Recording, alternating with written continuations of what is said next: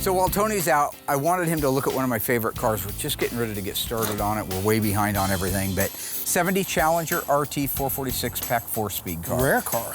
Very rare. So one of my favorite cars on the lot is a 1970 Dodge Challenger RT convertible, which convertible is always great stuff anyway. This particular one's a JS27V Victor. So that means it's a 446 pack. It's got a D21 4-speed transmission, 354 Dana, B5 blue, white top, white interior. And it's mostly an original car. So I could not wait to have Tony walk around this one with me so we could see exactly what's original, what's not. I just wanted him to put his eyes on it. Take a look under the hood, tell me what you think. So yeah, I do see, you know, evidence people have been there, no doubt about it. You know how the spring clamps? Yes.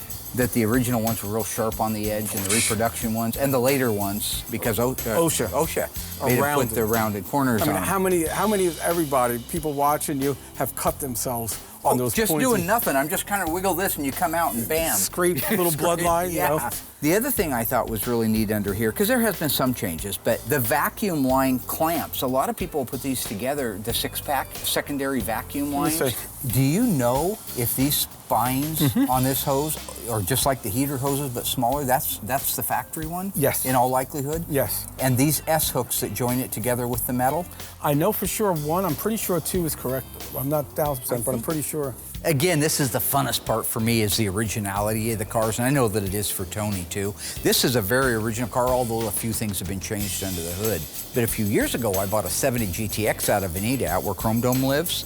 Very original car, like the hood had never been opened on it. When you look at those pictures, every clamp, every Corbin clamp, every hose, every screw, nut, bolt, wing washer for the air cleaner, everything is original on it. It's my favorite thing in the world to look at an original car, because there's no arguing with it.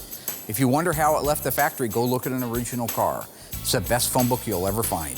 These hoses with these spines, is anybody making these? I don't know. Is Curie or Classic, anybody? Is it the same as the washer line feed?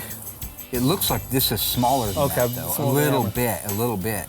The washer the hose stuff they make, it doesn't have them. Doesn't have them, right. No, only the heater hoses that you get right now from like Battleson and Classic Industries, they have that. Now Dodge, just like the rest of the manufacturers, wasn't interested in just throwing money away. They like to save money too. You can see that same spined heater hose that you see on this car on a Shaker 1970 Cuda or a 71 as the drain tubes. All they did was cut a section of that off, stuck it on the base, air cleaner base, and that was your drain tube for it. Overall, kind of at a glance, you know, there's a lot of originality. You notice what's wrong with the voltage regulator? Well, it's a later replacement with the yellow. Yeah. Should be white writing on there. Of course, yeah. And what's the date? 334, what does that mean, that date Well, code? the 33rd week of 74. When you look at these cars, the other thing besides just the originality of all the nuts and the bolts and the parts is the sloppiness. And you know, one thing for originality, though, you could look at the overspray from the black on the front of the cowl. Yes. You see? Well, except you need a wiper motor. Right. You know. And here's all the seam sealer, right? Looking at the seam sealer pouring out between the upper cowl panel and the firewall. Looking at the overspray. I look at it every day because of Will. You know what I'm saying? I have no idea what Mark's talking about. I'm sure it's just an opportunity to show off or put me down. Well, I'm not showing off or putting him down. I'm just talking about the facts, right? You know what the facts? Go to the source. He'll give you the answer that you endorse. It's Mr. Ed, man. A horse is a horse, of course, and nobody can talk to a horse, of course, unless, of course, the name of the horse is the famous Mr. Ed. So, you know, and that's a talking horse. And there's the two dimples for... If it were a shaker car. Or the other cable... It'd be a choke in 71. Yeah, well, yeah, but this was... There was something else in 70. May have been the AC control cable. But AC wouldn't have been available with it. Well, of course, but on an e-body it was. Yeah, that's why the dimple's there. What we're talking about here are just factory provisions that would help somebody on the assembly line locate and create a hole for an accessory on a car. So what Tony's talking about is the heater control valve for, let's say, a 70 Challenger like this one that had air conditioning. It would use a cable that goes through the firewall and goes over to the heater control valve. That would be its access point, one of those two dimples. Also, one of those holes gets punched out for the shaker hood. If you had the 71 Cuda with a shaker hood, you would have two holes punched out because one of them is a manual choke for the dual force and the other one is the cold air for the shaker. Early car has got aluminum intake. Let's see what. But not all that early, because I've seen the aluminum intake intake manifolds, like on cars built up to late '69, now before the end of the year. Superbird seemed to get them, which was a later car. Well, this was right in Superbird time. This is October 8th, A08. So October '69 this was built. And that's right in the middle of Superbird time. Gotcha. I don't think any past November you really see Edelbrock unless it was something hanging around that they ended up putting on that got misplaced. When Chrysler introduced the 446 back in '69 and a half, they had Edelbrock create the intake manifold. It was an aluminum intake manifold, had the word Edelbrock on it. In 1970, somewhere, after production started, they started making their own manifolds. That's what Tony and I are talking about. Somewhere in that before the end of the year, although we've seen them later, for the most part, there should be a changeover. If you had a car built in January, February, or March, say, of 1970, it probably ought to have a cast iron manifold on it. You know, prior to, say, December, we've seen them both ways. We've seen them with the leftover Edelbrock aluminum intake manifolds, and we've seen them with the cast iron. So that's what we're talking about there.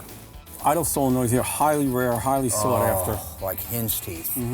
Correct throttle return. Yeah, the taller one for the six-pack. And they've even got kind of a correct orientation here. People don't realize that this battery cable is supposed to be sandwiched between the manifold and this originally. Right, but on the assembly line, they came both ways. You have seen them? Oh, absolutely, Okay, yep. I got you. Unrestored cars, sure.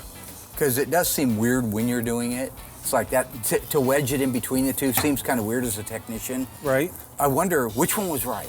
Which one did the book say? Well, the TSB, I think, called it, like you said, to be sandwiched between. Sandwiched between it. But it's a double ground that way. It gets lots of meat on it, yeah. The negative battery cable where it grounds at the cylinder head, there is an actual pattern for that. It's supposed to be the bolt with the extruded lock washer. Then it goes into the throttle return bracket, and then between the throttle return bracket and the head is where you see the cable. But like Tony says, these are guys on an assembly line, so not all of them followed that. My 1970 GTX I was telling you about, that's the way that one was oriented. Anything else? Radiator looks like maybe a 68 B-body? Yeah, 68 B-body, but it has the correct E-body shroud, so they must have used the side straps from the E-body car to use the right shroud. The 2998. Oh, yeah. Yeah, 2998 326 shroud. 956. No, radiator 956 shroud. Oh, okay. You said 923. That's supposed to be the, 2998, 956. There. Okay. I said 2998 926 shroud. Oh, shroud. Yes. Yeah. Don't try to. What's he doing all coming at the tray all hard and stuff? I heard radiator, I didn't hear shroud. What's it coded for mirrors? Is it like a G33? G31 and G33. Right hand and left hand outside chrome. Okay. Because it could have been painted. Yep. Oh, yeah. For sure. On this car, a standard mirror, if you hadn't ordered any optional mirror, you would have got what we call the poverty mirror. It was a chrome outside mirror. It was kind of an oval shape. Doug's Barracuda, oddly enough, super loaded car, had that mirror on it. It's manual, it's not remote. Original H bolts for the carburetors. Yeah, the Highland bolts. Yep. Highland Bolt Company. Now, you're making these manifolds, or are you ever going to finish these manifolds? What's hope going so. on? I need some. I know. What are you doing? Hopefully by the time... You come back out next year. Hopefully by the time people are watching this, I'll have them. Okay. Tony's been working on this for a while, reproducing the 7071 440 HP exhaust manifold, same as 383. We get the 879 and an 865. It's just taken a while to get them right. Tony's real anal retentive about making those parts right. If you look at his other parts, they're perfect. They're exactly like the manufacturer. He wants these manifolds the exact same way, and I'm glad that he does, because it's good for our industry. I was telling you earlier that we went out in the field.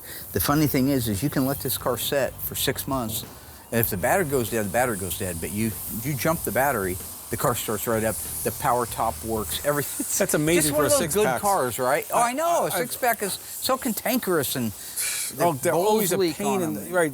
The V6W, very likely the original stripe. I think a lot of the paint on the car is original. While it's terrible, I think a lot of it is original. Notice how far down from the style line that is. Maybe 3/8 of an inch, or maybe even as much as a half an inch that's in some areas. But at the back, it meets the body line. Yeah, it comes all the way up to the bottom. Historically speaking, when I've looked at original cars, that stripe is real close to that style line that goes down the car. This one drifts quite a bit, but yet it looks factory. So if some guy goes out there and he puts it on and it gets a little bit low, you can't peel it back off again without ruining it, so they probably call it good. That's that mass manufacturing quality or lack thereof that you hear about. So it doesn't surprise me that it's off a little bit. We just try to make ours better. I like to follow the style line a little bit closer. Yes. I don't know why. It seems that when you do, it fits the wheel opening better. The concave of the wheel opening, it doesn't override it. So the RT on the stripe needs to be centered in the Challenger. We're talking about the RT call out in a side stripe on a Challenger, the longitudinal stripe. In this case, the word Challenger, the letters RT should be directly in the middle of the word Challenger. We've seen manufacturers make these decals and they're all over the place. So, you know, we buy ours from Phoenix Graphics, and we have for 20-some years, and they're always duplicates of the originals. So that's why I stick with it. People say, why are they paying them? Paying me anything. It's just I'm trying to inform you of exactly what quality parts you can put on your car. I would like to preface everything by saying I'm old. And wearing a Firebird shirt. And I'm wearing a Firebird shirt. You know, Tony been picking on me about the Rockford shirt. I thought it was important to point out why I like Jim Rockford, why I like the show, why I like a 74 Pontiac Firebird Esprit. And my dad's dead, and I had a tumor in my foot. Osgood slaughter in my left knee, colorblind. So you should at very least have mercy on me. You're good. Thank you, buddy. It's pretty original. One thing I would like to know, I have a hunch that the carpet's original, but could you let me see. Because I fell for that once on that Cornet. You told me. Oh, yeah. What are you looking at? The backing to the carpet, the insulation. If it's a brownish yellow, it's original. If it's gray, it's reproduction. You notice the color of the pistol grips? Do you have any NOS ones you could give me for free? No. Let me rephrase it. Do you have any NOS ones?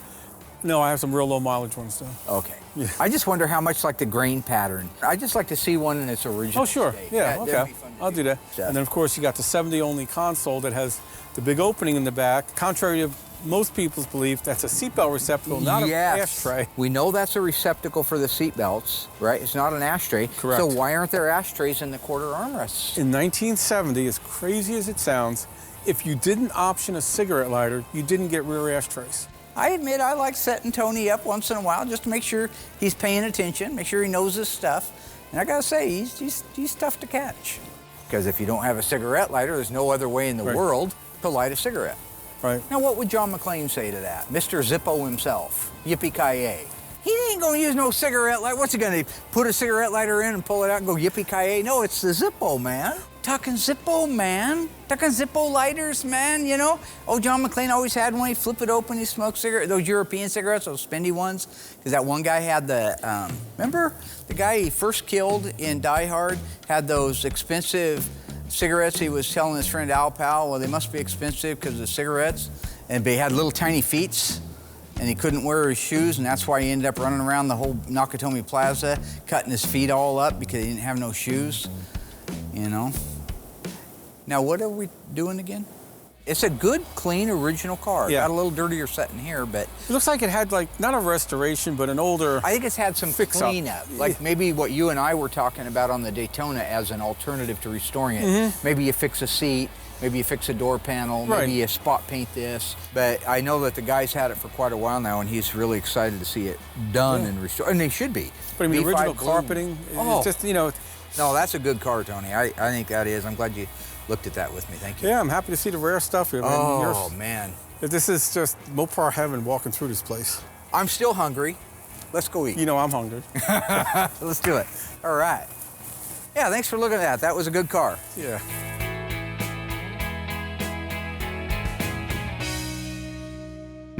Hello, Ghouls. Mark Warman here, the Ice Tray from Graveyard Cars. If you enjoyed this video, be sure to like it, drop a comment down below, and subscribe to our channel. We have fantastic stuff coming up, and some of it you've never seen before.